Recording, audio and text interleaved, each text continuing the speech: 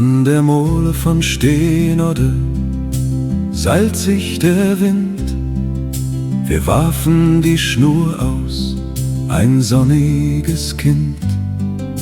Die Allmutter grün, in den Knochen so alt. Im Priel noch die Scholle, das Wasser schon kalt. Steenodde, Steenodde, die Bergente zieht. Die Allmutter wandert nach Norden, sie flieht. Was wir noch fingen mit Händen im Sand, verläuft wie die Ebbe aus Kindheit und Land. Erst gruben wir Würmer im Priel aus dem Schlick, den Köder am hakenden Wurf um Wurf, Stück für Stück.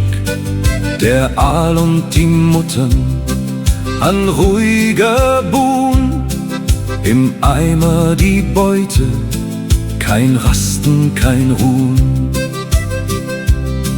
Doch die Scholle lag draußen, wir sprangen ins Meer. Gut 100 Meter zur Sandbank nicht mehr. Im ablaufenden Wasser, mit Händen im Grund, so trugen wir Fische zurück, kalt und wund.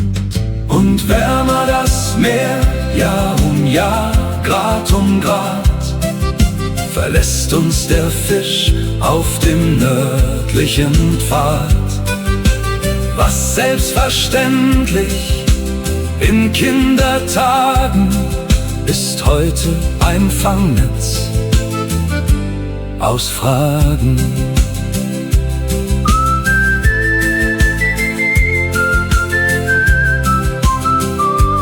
An der Mole von Steenodde steh ich allein und werfe die Schnur in das Damals hinein.